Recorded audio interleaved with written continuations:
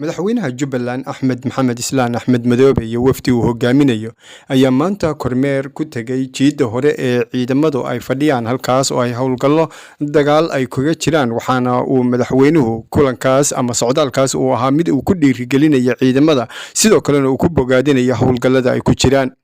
waxaana uu madaxweynaha Jubbaland Axmed Maxamed Islaan Axmed Madoobe uu sidoo kale ammaan iyo bogaadin u jeediyay madaxweynaha dowladda federaalka Soomaaliya mudane Xasan Sheekh Maxamuud oo uu sheegay in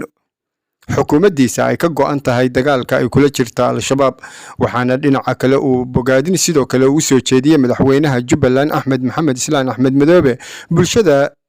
gobolka Hiiraan kuwaas oo uu ku amaanay howlgallada ka dhanka al-shabaab waxaana uu sheegay in howlgalladan ay yihiin kuwo ay uga dayanayaan isla markaasna Jubbaland iyo deegaano ka mid ah ay noqonayaan iyagana howlgallada in ay ka bilaabaan isla markaasna ciidamadan ay yihiin qaybahooda kala duwan kuwa loo diyaariyay sidii al-shabaab ay howlgallo ka dhan ah u gali lahaayeen oo lana dagaalami lahaayeen waxaana sidoo kale Axmed Maxamed Islaan Axmed Madoobe uu sheegay in uu ku amaanayo gobolka Hiiraan dagaalka ay la galeen waxaana bulshada kala duwan uu ugu baaqay waa bulshada ku nool gobolka Hiiraan iyo waliba sidoo kale jubbada hoose waxa uu ku amaanay in ay dagaalka ay isku mid ka noqdaan isla markaasna howlgalladu ay si siman uga socdaan waxaana uu sheegay in ay Jubbaland noqon doonto meesha ugu dambaysa ee al-shabaab dagaalka lagula galayo sida uu sheegay madaxweynaha Jubbaland Axmed Maxamed Islaan Axmed Madoobe waxaana uu mahadcelin iyo bogaadin u jeediyay ciidamada har iyo habeenba dagaalka kula jira al-shabaab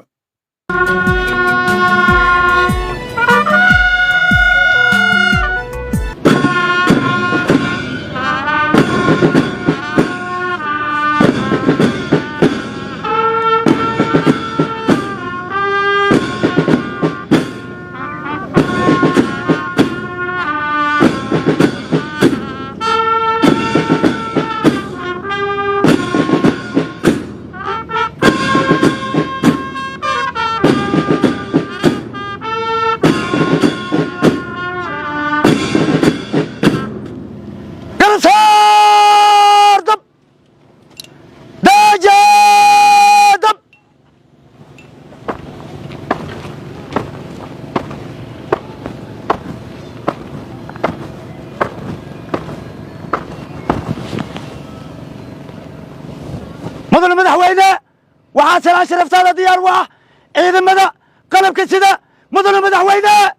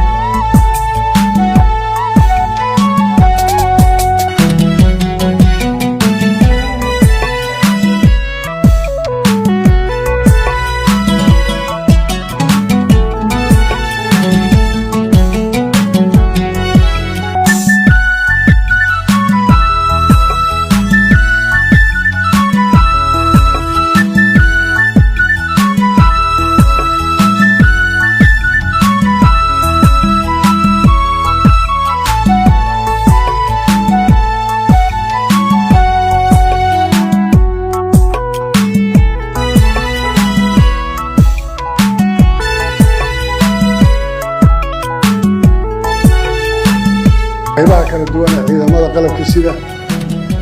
kooxda muusikada iyo saxaafadda iyo kulligiin assalaamu calaykum waraxmatullaahi wabarakaatu سلام كبعدي حنرك روما علينا وزيرك يطليها وأن أوران كرو مددي هذا أي شوجين دجال كان هوشان لبلاوي إلى فريسانين maalinta inoo imanayaan iyagoo safar dheer soo galay inay saacad wax ka yar magaalada Muqdisho transit ku ahaayeen haddana ay saacad walba u taagan yihiin hawsha u taala iyo wax ka qabadkeeda waxaa kaloo rabaa inaan bogaadiyo u mahad celiyo madaxweyne xasan sheekh maxamuud oo aan oran karo wuxuu qaaday tallaabo cad oo ah la dagaalanka al-shabaab isaga iyo dawladdiisa wasaaruhu hogaaminaya Xamse iyo golihiisa wasiirada iyo taliyaashuba inay qaateen go'aan ah waxba lama qaban karo iyadoo wadanka la xoreynin shaygaasina waa wax ugu muhiimsan waxaa kaloo rabaa inaan u mahad celiyo deegaanada sida gaarka ah isaga xil saaray ku dayashada mudan hawl galay tusay waxaan inay yihiin ka doofaar oo wax jabin kara aynan ahayn gaar ahaan reer Hiiraan oo aan leeyahay waxa laga dhisi doonaa taalada wadanka ku taala balweynaha lagu wareejin doonaa taalo weyn oo la leeyahay waa taaladii shahaadadii ka xoreysay khawaarijta wadanka Soomaaliya ka saartay sababtoo shacabka waxay tuseen waxa la qaban kara waxa uu yahay ma talid madaxweyne waxa kaloo rabaa inaan ku celiyo oo u sheego deegaanada kale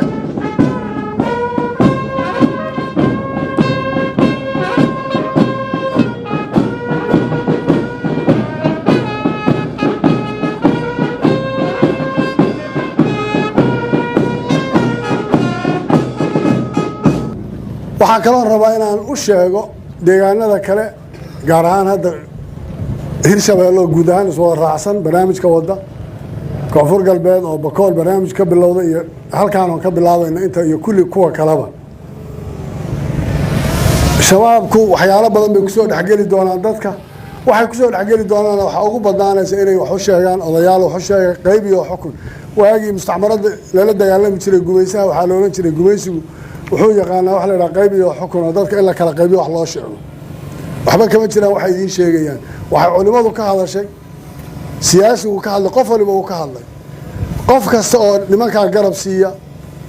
oo dhaqaale ku bixiya oo yada cabsi aan u siinay hatta Ilaahay uu ku cadaabaya sababtoo ah dhibaatada dadka loo geysanayo waxa la ugu bixisay qayb ka noqonay marka inta ka soo tago mudane wasiir iyo taliyaha ciidamada halkan joogay ciidanka xoogga dalka Soomaaliyeed la qaybihiisa kala duwan ama danab ha noqdeen ama ciidanka xoogga dalka ha noqdeen daraawiishta nabad sugidda state-ka booliska waxa loogu talagalay hawlgalkan qaadistiisa waxaan u sameynay wax badan oo goboldhiga oo loogu talagalay deegaanka la qabto in maamulkiisina marka loo sameeyo dadka iska soo dhax doortaan ciidankii booliska ay la wareegi lahaa la sameeyo ciidankii nabad sugidda ay amniga kala shaqeyn lahaa la sameeyo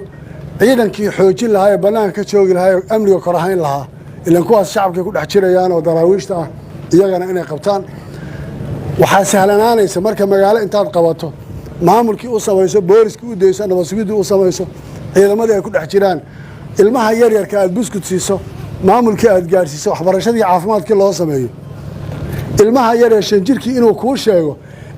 aabahay qori baa u yaallo meeshaas aaday waxaas sameynaya laakiin hadday noqoto intii la dhaafo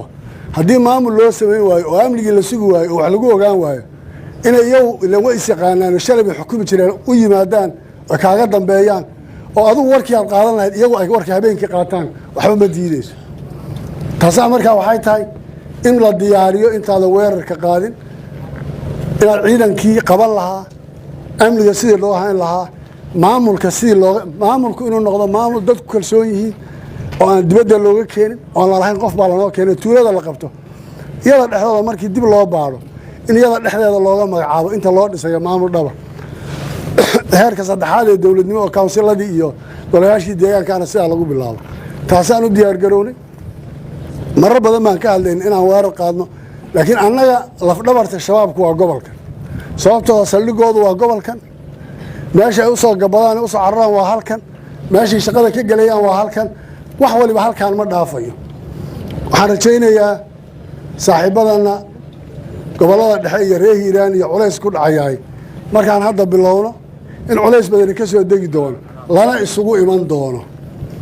oo halkaan ay noqoto meesha lagu soo afjari doono haddii ilaahay dhaho qubuurahooda ugu badani gobolkaanu noqon doonaa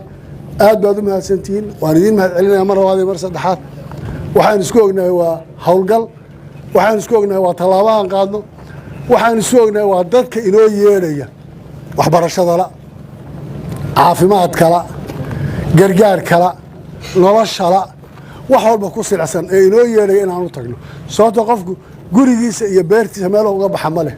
labadiina nolol kuma haysto waxay sugayaan waa inagaa la inoo yeedhaya maanta wiilasha halkaan hortii dhisho waxaa ka mida kuwo badan oo aabbayaashood iyo hooyooyinkood shabaabku ay gacanta ku hayaan oo ka soo cararay oo iyaga maalin walba la ciqaabayo oo laleeyahay wiilkiinii hebel ahaa keena laakiin diidayn aabbo ama iskala soo tagay laakiin anugu kuwaas sidan kula noolaan maayo in badan oo ka mid ah saa maanta ku joogta taasaan isku ognahay aad baad u mahadsantihiin salaamu calaykum waraxmatullahi wabarakatu